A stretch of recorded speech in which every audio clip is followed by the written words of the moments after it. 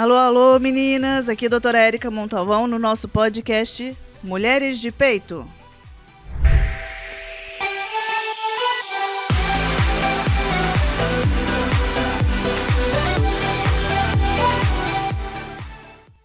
Olá, olá, meninas! Tudo bem com vocês? Eu queria agradecer essa companhia de vocês, confirmar e reafirmar que o nosso programa aparece no YouTube, doutora Érica Montalvão, e no Spotify se chama Mulheres de Peito.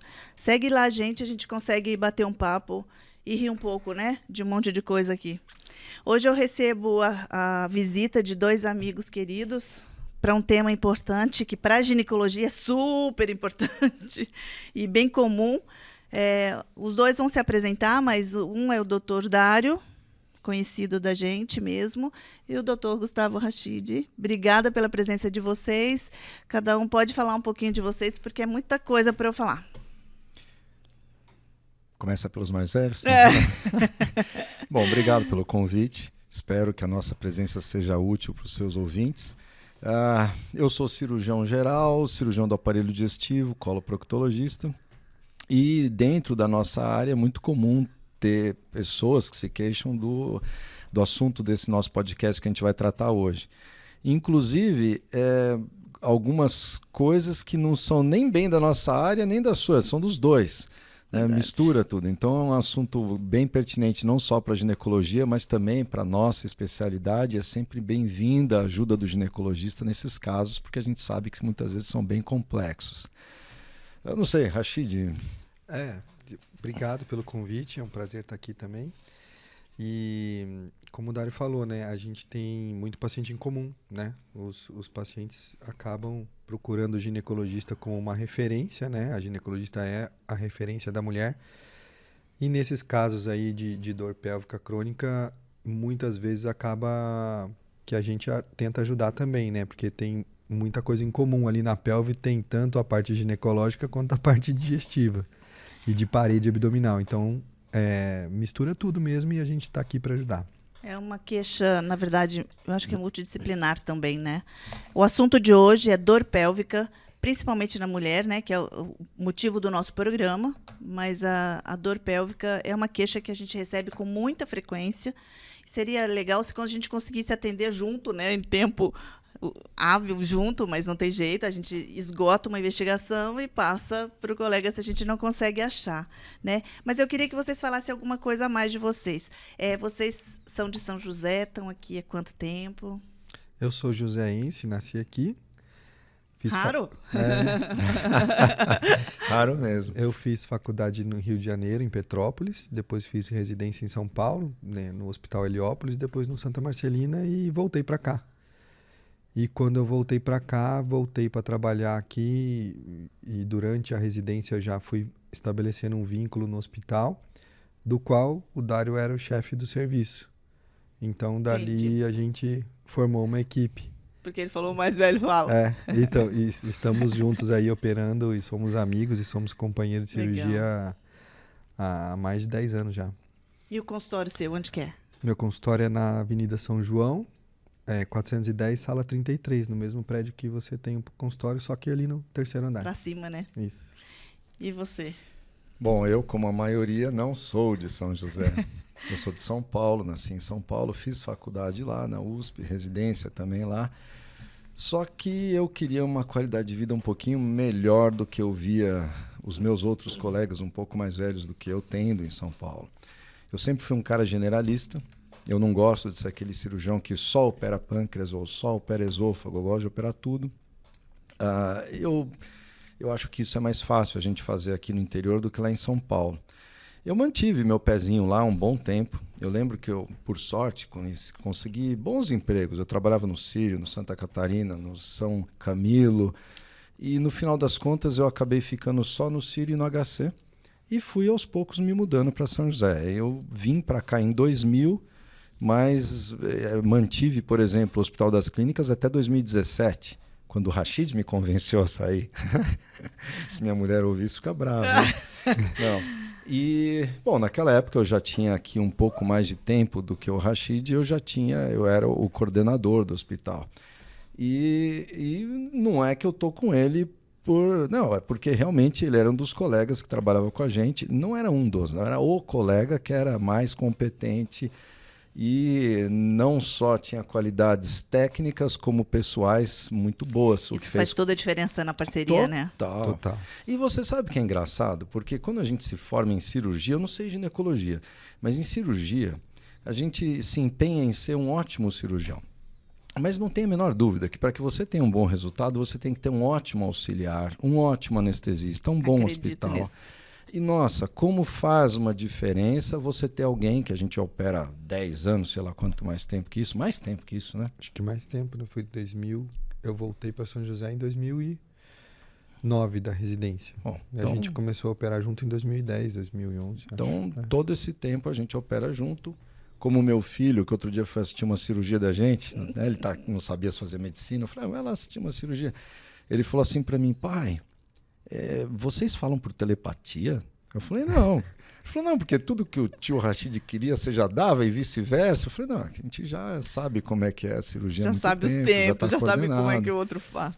Então, o fato de eu ter sido chefe não é para me colocar acima, não. Acho que o Rashid realmente tem os méritos muito bons e por isso que a gente trabalha junto há tanto tempo. Faz toda a diferença, né? É uma área bem técnica, precisa da técnica e da coordenação. Eu acredito que na ginecologia, principalmente na obstetrícia, né? A ginecologia também que a gente faz cirurgia, mas a gente precisa dessa linha, né? Desse alinhamento, na verdade, entre o cirurgião e o auxiliar, até para as coisas darem certo. E se naquele momento eu tiver uma dúvida, o meu auxiliar é competente para pegar e assumir o caso, né? Então, isso é que é legal. Isso é importante. E eu falo assim, não precisa falar. Quando você está, é o que você falou, quando você está, né, com a parceria que você já opera há um tempo. Não, é engraçado porque quando a gente está operando, às vezes ele está operando e eu estou auxiliando, né? Ou vice-versa.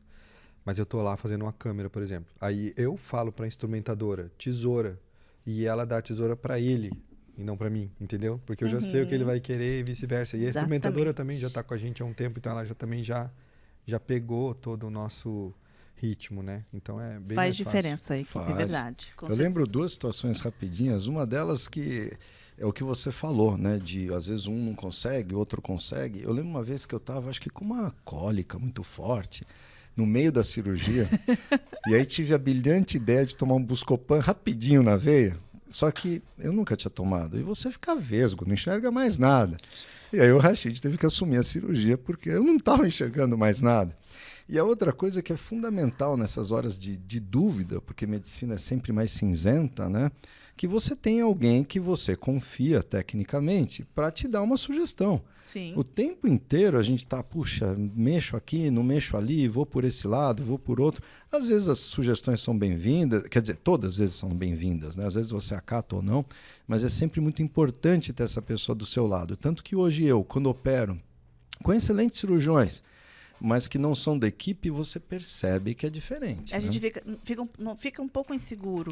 Não é inseguro de não saber o que fazer, né? É inseguro menos porque... à vontade. Exatamente. Né? Eu costumo falar que a medicina é uma ciência transitória, né? De verdade transitória. Isso vale no momento que você está ou para frente, que vai mudar daqui a pouco toda a história nossa, né? De crença. Exato. Né? Ainda bem. Mas agora, seguindo o nosso tema de dor pélvica na mulher, né? Aí vocês veem aí qual que vai ser a coordenação.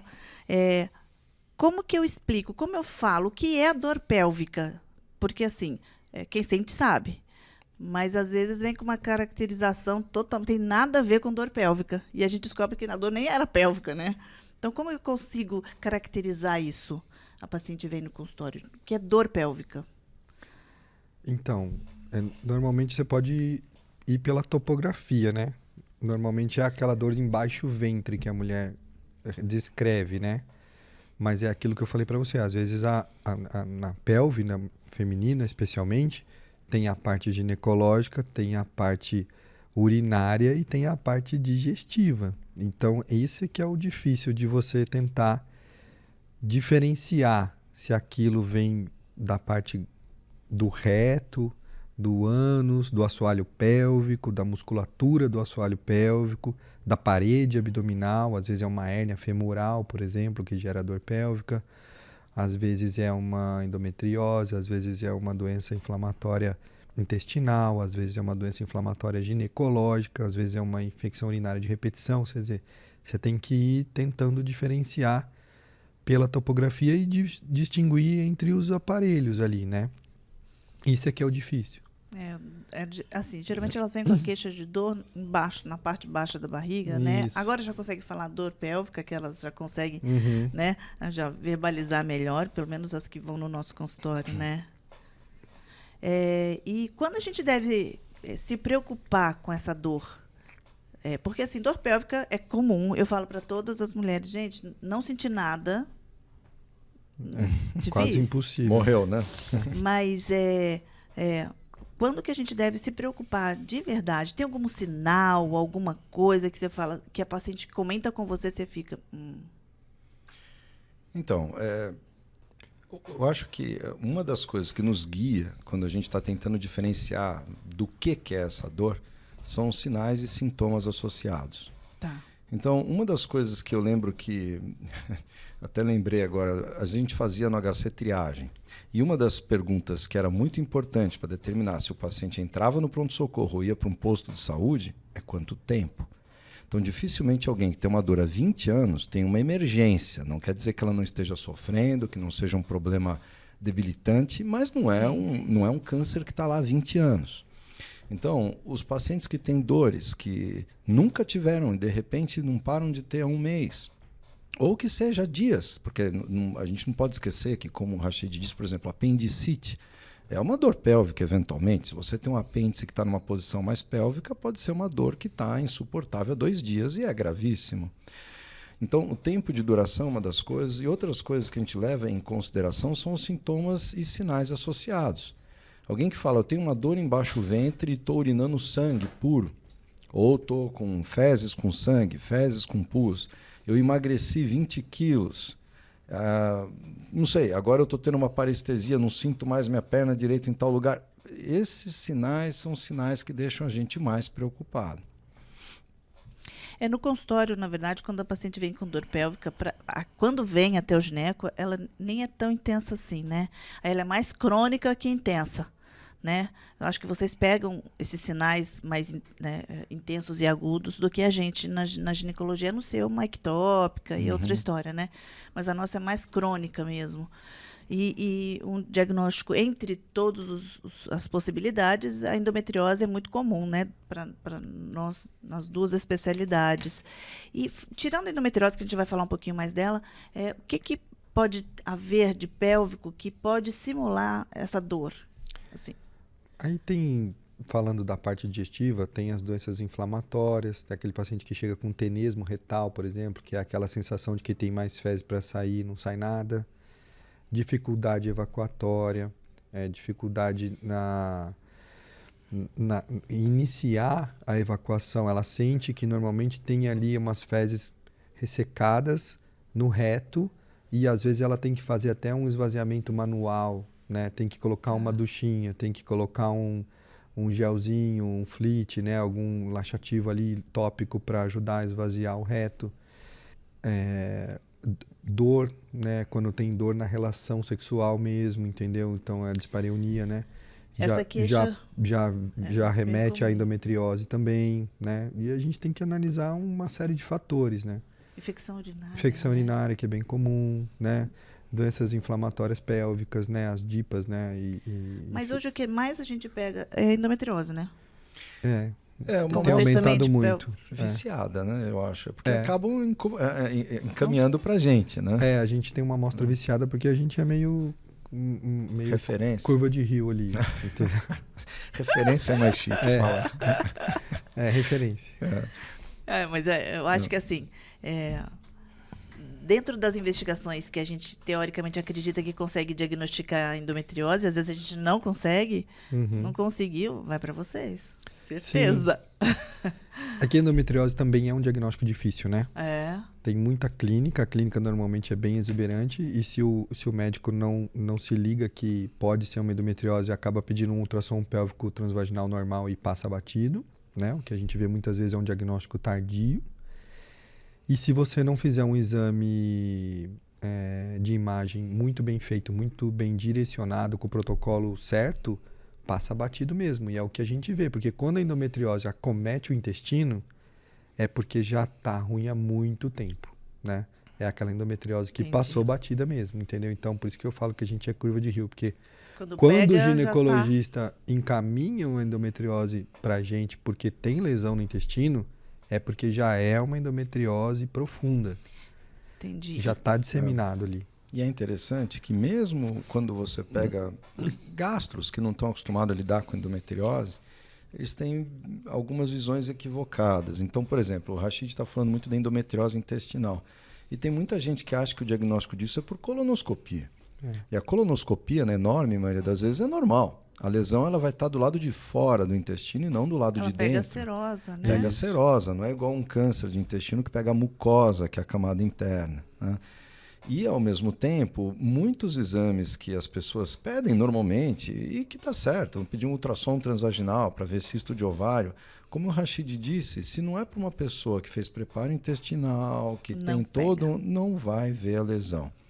Então é curioso, porque tanto eu quanto ele, a gente não lembra de nenhum caso na nossa residência de cirurgia de endometriose intestinal ou qualquer coisa do gênero. E hoje a gente opera todo dia. O Rachid operou uma ontem. Todo dia não, mas toda semana. Toda semana tem alguma endometriose. Eu acredito que parte disso tenha sido pela alerta dos médicos, né, de terem começado a perceber a investigação e os próprios métodos que melhoraram tanto a ressonância. Aqui outro exemplo, a tomografia. A tomografia não vê endometriose. É um exame maravilhoso, mas para endometriose é uma porcaria. Teria que ser a ressonância com protocolo específico ou o ultrassom com preparo intestinal. Feito por alguém que saiba fazer também, né? Sem dúvida. Eu fiz esse exame de ultrassom com preparo intestinal, tive endometriose e eu falo, não é bom esse exame. É o preparo dele é ruim. Você sabe por quê? Porque você nunca fez enema opaco. Ah, não, tudo bem. Então tá bom, pelo menos eu salvei. Tem piores. Mas eu acho que assim, é realmente a única coisa que diagnosticou. Hoje a gente percebe que estava conversando com o Fábio Lopes na última gravação e a gente estava falando sobre isso, sobre endometriose na infertilidade, né? Não tem certeza absoluta que acontece dificuldade de engravidar por causa da endometriose. A gente associa pela reação inflamatória que é a endometriose.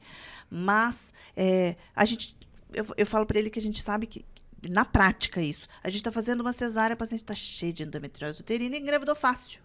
Sim. Então, assim, isso joga por terra pra gente, né, no caso. E ela não tinha dor, não tinha nada. E aquele útero, assim, que você não pode nem encostar que sangra por fora. Sabe? Não, a gente dá os pontos e fecha porque... Realmente é uma coisa que a gente... Eu não entendo, pelo menos. Você vê alguns casos que são, assim, exuberantes e o paciente não sente nada. E tem outros que são lesões pequenas, às vezes em manto, assim, no paramétro, e a mulher, nossa, tem uma dor horrível. Não sei. E uma queixa comum, a gente já entrou em endometriose porque é importante. Não tem jeito, né? É a queixa de dor retal quando menstrua. Sim. Essa é uma queixa que aparece bem na adolescência. Eu percebo que elas já queixam de menstruou e tem dor no reto, né? No período menstrual, fora do período, e tem diarreia. Isso. Que irrita, né? Inflama. E aí não tem, e aí fora da menstruação não tem nada, e quando já está mais intenso tem em qualquer momento, né? Mas assim, é uma das queixas que a gente não pode passar desapercebido, mas a gente faz exame e às vezes não acha. É difícil mesmo. O exame clínico para nós, pelo menos, é difícil. No exame físico a gente não consegue acessar ali uma endometriose que igual vocês quando fazem o exame físico ginecológico, que palpa o colo do útero, que palpa os ligamentos ali do útero, consegue enxergar, consegue sentir, né?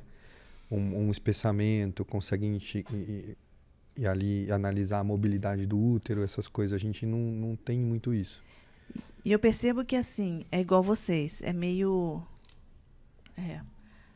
propaganda, não. Bom, depois que a Anitta falou que ela tinha endometriose, choveu queixa de endometriose e investigação. Não que a gente não faça sempre isso, é que é mais diluído, né? Na verdade, da investigação e a confirmação diagnóstica não mudou nada para a gente, mesmo aumentando o volume. Então, assim, é mais um alerta mesmo para as mulheres. E outra coisa que eu tenho percebido é uma doença multidisciplinar, né? As cirurgias que o gineco entra precisa muitas vezes de vocês com a gente, né? Na cirurgia, porque quem tem dor e de verdade endometriose tem acometimento intestinal. Sim. né? E é o vice-versa, né? A gente também não opera endometriose sozinho. Por quê? Porque normalmente tem ali lesão de ovário associada, tem lesão de trompa associada, tem lesão do septo reto vaginal, que é super difícil de acessar. E a endometriose intestinal tem essa característica de acometer a porção distal, né, do reto, mais lá embaixo mesmo, lá mais profundo na pelve. São lesões mais difíceis. Então, o que eu sempre falo para os pacientes, se você me perguntar o que é mais fácil operar, um tumor de reto ou uma endometriose de reto, eu falo que é mais fácil para a gente operar, tecnicamente, um tumor de reto.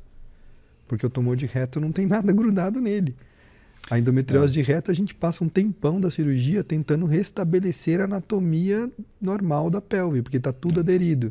Reação inflamatória intensa, né? Sim, Isso. mas tem outro aspecto que eu acho interessante também. Ontem, né, que a gente operou, ontem o Rashid operou uma endometriose, eu ajudei ele.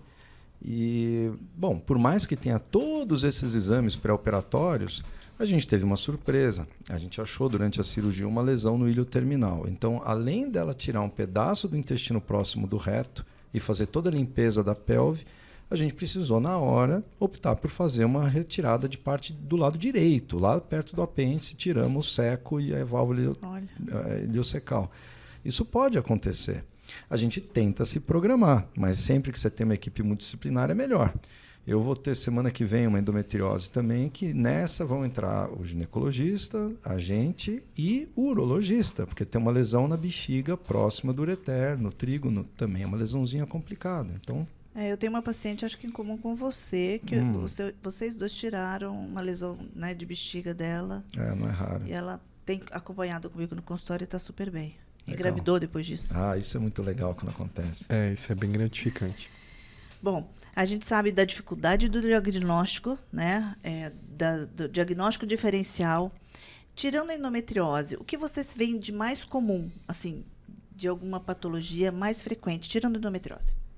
De dor pélvica, de vertículo intestinal. Um monte. Dói. É comum. É que os divertículos, eles acometem mais a região do sigmoide, né? Que é o iniciozinho da pelve ali, um pouquinho mais alto. Não tem divertículo no reto. Mas no sigmoide tem isso aí, é uma doença bastante frequente, né? A gente pega isso quase toda semana, nosso sobreaviso na urgência do hospital, a gente invariavelmente interna alguém com diverticulite aguda, né? Toda diverticulite tem que ser operada? Não. Na verdade, é uma minoria, mas os casos complicados ou recorrentes a gente acaba operando. E o problema, um dos problemas de casos recorrentes é que uma das complicações que eu estava lembrando, que acontece mais em mulher que tirou o útero ou em homens, é quando o sigmoide gruda na bexiga, então ele vai lá na pelve e ele acaba fazendo uma perfuração da bexiga. Uma hora o paciente começa a urinar fezes ou soltar gases pela bexiga. Não quer dizer que isso acontece com todo mundo, só estou exemplificando um caso que a gente certamente já operou alguns, que acaba dando dor pélvica crônica. Porque é um sigmoide mais lá em cima da bexiga, próximo do útero. Faz fístula, faz infecção urinária de repetição. Exato. Né? Aquela senhorinha que a gente operou. Aquele anestesista. Tem alguns. Tem alguns. Então, assim... Não, eu tô falando da senhorinha, porque era uma paciente bem idosa. 80 e poucos. 80 e poucos anos, quase 90 anos, que tinha uma dor pélvica, parou de comer... Porque ela, quando comia, ela sentia dor.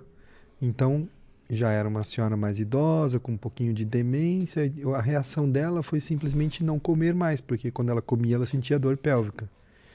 E começou a ter infecção urinária de repetição. E aí, na investigação urinária de repetição, achou ali uma diverticulite pseudotumoral com uma fístula para a bexiga. Por outro lado, a gente operou recentemente uma menininha de, 14 anos ou 15 anos, era bem novinha, com uma dor também crônica na pelve, e ela tinha um tumor de apêndice. Isso. Então, assim, o leque é enorme. É Agora, eu acho que a maioria das vezes o que a gente pega são casos funcionais. Constipação, intestino irritável, né? Gases, como o Paul diz. Isso acaba sendo muito mais comum do que um tumor de apêndice. E causa dor, desconforto. Tive um caso de uma paciente com dor pélvica. Ela vinha, a gente examinava, não era nada. Passou não sei se passou com vocês, eu não sei me dizer, mas assim, passou com o cirurgião, investigou, não era nada. E um dia ela voltou esse ano, vou contar, minha dor sumiu. Aí eu falei, o que você fez? Já fazia 2 anos que eu tentando investigar, ela sumia e voltava, sumia e voltava. E ela teve uma cesárea só. Minha mãe falou que ela tinha isso na juventude dela e tomou o Luftal e melhorou. Eu tomei o Luftal e melhorou. Que bom. Aí eu falei, vou passar para todo mundo o Luftal agora. Mas assim, ela não sabia caracterizar direito para mim. Sim. E a gente sempre pensa no pior. Então isso é legal também da gente saber que não é toda dor pélvica que é doença. Sim. Né? A gente às vezes pula já para o mais difícil, né? E esquece às vezes de uma coisa simples. Não que eu vou prescrever Luftal para todo mundo, mas... Não, mas é que para chegar numa doença funcional, você tem que excluir todas as outras, né? Então esse aqui é o caminho mesmo. E eu achei fantástico a hora que ela falou. Falei, mas você não tem nenhuma dor? Eu falei, não, ficou 2 anos investigando. Mas lógico que não devia ser muito intensa, porque ela ficava aquele período sem voltar, né? Uhum. Mas você sabe que assim, a intensidade é um dos dados importantes, mas não é o único. A dor mais intensa que eu tive na minha vida, eu acho que foi depois de eu comer um negócio, sabe? Então pode acontecer, não é bem funcional, mas não...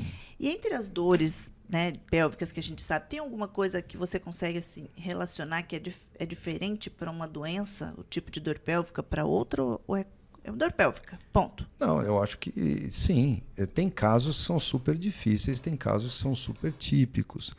Mas é o que eu brinco com a minha esposa. Minha esposa é dermatologista. Ela olha a lesão, ela sabe o que é. O resto é bate-papo. A gente é o contrário. A gente ouve a queixa e não sabe o que é. E o resto é investigação. Então, é claro que se o paciente tem uma dor que, sei lá, piora com esforço, eu vou pensar numa coisa muito mais ortopédica do que numa coisa que piora quando o cocô está preso, ou quando melhora, quando evacua, ou que a urina mudou de cor e assim por diante. Então a gente vai atrás das características para tentar localizar de onde está vindo aquilo. Dificilmente uma dor muscular, por exemplo, vai mudar a característica da urina ou das fezes. Então a gente vai atrás dos sintomas associados e dos sinais. Não tem jeito, o resto é a investigação armada com exames. Porcentagem de consultas no seu consultório que aparece com a queixa de dor pélvica, vocês têm mais ou menos uma ideia, assim, É que o consultório de vocês é bem variado, né? Tem de tudo, né? Sim, tem queixas digestivas altas, baixas, dor pélvica, mulher, homem, né? Então, a gente acha que tem uma amostra viciada por causa da endometriose, mas tem bastante dor pélvica, sim. Uma coisa que eu preciso perguntar, a gente, como gineco, a gente está nessa linha, né, a maioria, eu acredito, se não uma parte está caminhando para isso, de orientações que não só investigativas, né? Orientações de como a paciente deve proceder para melhorar a qualidade de vida em relação a tudo, inclusive a dor que pode ser psicoemocional. O que vocês costumam orientar? Se vocês conseguem chegar nesse ponto, igual o gineco, porque tem gente que, né, assim, até consegue, mas, né, passa batido, assim. O que vocês costumam orientar para o paciente em relação a isso? Vocês investigaram, viram que realmente não tem nada demais, que não é procedimento, não é cirúrgico, talvez alguma Luftal ajude, mas você percebe que na conversa precisaria de um pouco mais de orientação, às vezes é só atenção, né? Não mas não é só isso. Eu vejo assim, para o médico é muito mais confortável a gente simplesmente tratar um sintoma do que tentar descobrir a causa e tirar a causa. Mas, de certa forma, eu acho que é isso que a gente devia se empenhar em fazer sempre. Então, o que eu quero, para exemplificar? Poxa vida, a mulher tem gases, dá desconforto, ela toma Luftal, alivia. Tá bom, mas o que é que dá gases? Será que ela tem uma disbiose? Será que ela tem uma intolerância a algum tipo de alimento? Será que ela é muito ansiosa? E aí, nessa investigação, cada paciente vai ter um encaminhamento.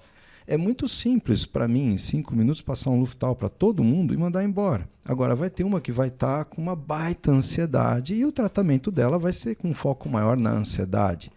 Tem o outro que acorda cheio de gases porque está com CPAP tudo desregulado. Tem o outro que acorda com gases porque está com uma baita alteração da flora intestinal. Tem o outro que está com verminose. Então, é interessante tentar chegar sempre na causa raiz, não ficar só nos sintomas. E quando a gente vai para a causa raiz, boa parte das coisas é relacionada a estilo de vida. E é sempre mais trabalhoso, querer mudar, mais difícil, mas é o que dá mais resultado. É super difícil isso.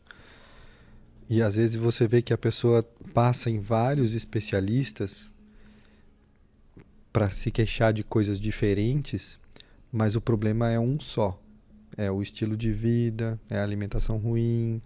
Então, às vezes, vem a paciente com uma alimentação ruim, mas ela está tratando de um pré-diabetes com está tratando de um ovário policístico com a ginecologista, está tratando de uma acne com o dermatologista e vem para a gente para falar que fez um ultrassom que está com o fígado cheio de gordura. Mas é uma doença só, né?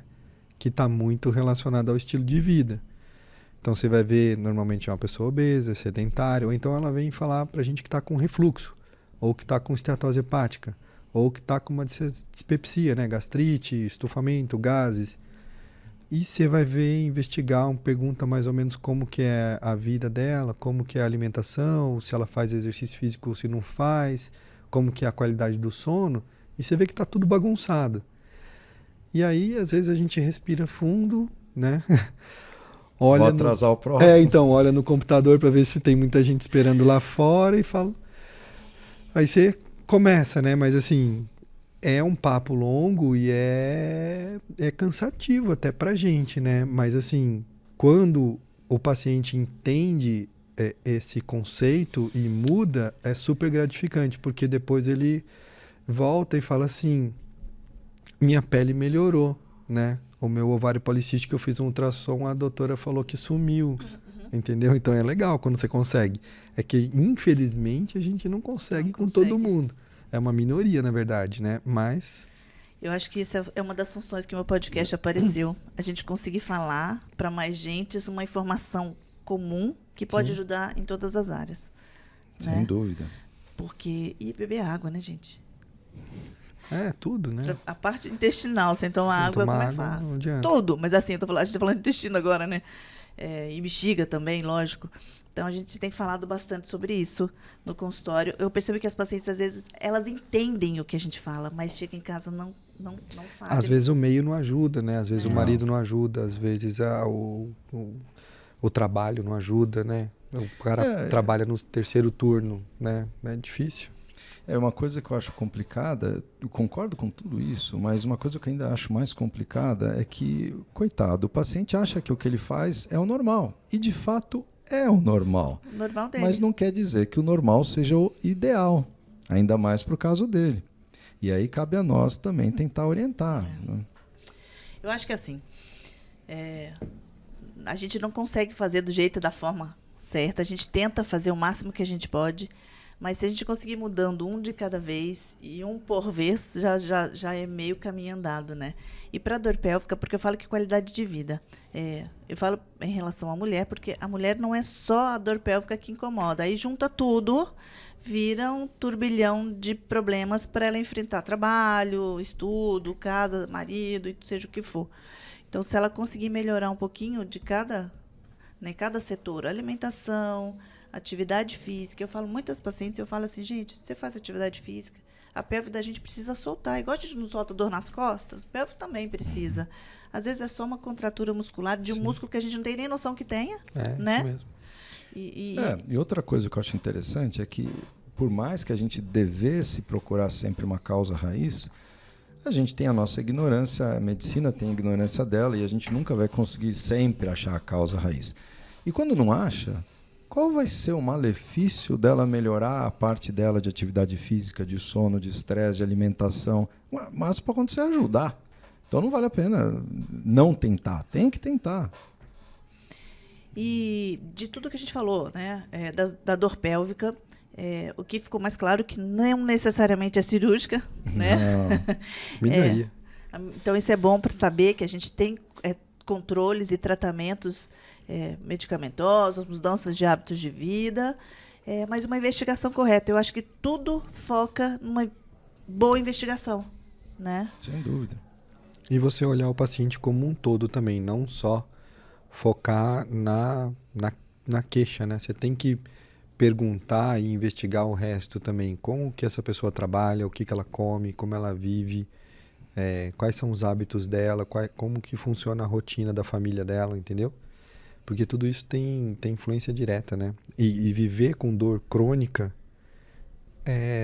acaba afetando até a família, né? Lógico. E porta de entrada para outras doenças, porque você fica inflamado cronicamente, né? Sim. Qualquer dor reage no nosso corpo de forma inflamatória, né? Não, eu também concordo com isso. Bom, eu gostaria de falar para vocês que está acabando. Tinha umas coisinhas que eu queria perguntar. Eu fui saindo um pouquinho do rumo, você sabe, né? Vocês perceberam. Mas tem alguma coisa que vocês querem deixar de recado importante na dor pélvica para quem tem e está ouvindo a gente agora? Para o ímpar, né? Mas bom. Olha, todo mundo tem dor, como você disse. Todo mundo tem algum desconforto, um ponto fraco. Mas eu acho que a gente também não pode menosprezar os sintomas, principalmente quando eles começam a ficar muito recorrentes e atrapalhar a nossa vida. Então, a primeira coisa é dar atenção aos sintomas. E uma vez que você tem os sintomas, eu acho que é interessante que você procure o médico antes de procurar até o Google. É muito comum que eu veja o paciente que chega no meu consultório e fala, olha, eu já descartei a hipótese tal com o gineco e com o urologista e com o ortopedista, então agora você se vira, né? Então, assim, eu acho que, procura o gineco, se você é mulher, tem a sua médica, procura, sei lá, seu gastro, que seja seu médico, e faça uma investigação. Porque a enorme maioria das vezes, como você disse, são coisas que não são cirúrgicas e que, com, às vezes, pequenas mudanças, você consegue, pelo menos, aliviar o sofrimento do indivíduo. E outras vezes podem ser coisas muito sérias que, se a gente fica empurrando com a barriga, depois a consequência é muito mais grave. Como nós tivemos vários pacientes, um deles eu lembro, do Rashid, que já tinha diagnóstico de tumor de intestino. Você acredita que ele não foi buscar a colonoscopia por causa do Covid? Então, eu não estou menosprezando, né? Mas olha a situação. A gente acabou operando ele numa situação muito mais crítica 6 meses depois, sei lá, por causa disso. Então, acho que eu resumiria dessa forma. Acho que é isso. Dor não é normal, né? E ainda mais se você tem isso há muito tempo, ou se você tem uma intensidade muito alta, ou se está recorrente. Isso é uma maneira que o seu corpo está dizendo para você, vai procurar ajuda porque tem alguma coisa errada. Eu estou reclamando de alguma coisa, né? É um mecanismo de alerta, o seu corpo gerar dor, né? É um mecanismo de defesa. Então, assim, não menosprezar a dor e não se menosprezar, né? Não se omitir, né? Tem muito paciente que tem preconceito de fazer exame, de fazer colonoscopia, de fazer... não consigo ficar dentro da máquina. Tá bom, tem ressonância de campo aberto, você vai fazer a colonoscopia num lugar bom, sedado, você não vai sentir nada, é um exame completamente inofensivo e que te dá um monte de informação e previne você de ter um monte de doença grave. Então, assim, os piores casos que a gente tem são casos que ficaram omitidos, seja por o médico assistente que não deu a devida atenção ou pelo próprio paciente que não se levou muito a sério. Então, o principal recado acho que é isso, não deixar para lá. Joia. E obrigada por vocês terem aceitado e bater um papo comigo. A gente tem vários assuntos que pode agregar e melhorar, né? Para a gente poder divulgar e orientar as mulheres, em especial. Me conta, qual que é a mídia social de vocês, o Instagram, como é que eles acham vocês? Eu coloquei aqui no Instagram, mas eles vão ter que falar, porque o Fábio não conseguiu não lembrar o dele.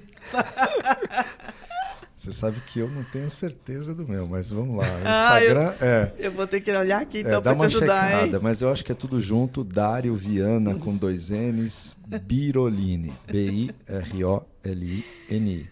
Dá uma checada, mas eu acho que é isso. Bateu? Bateu. Então beleza.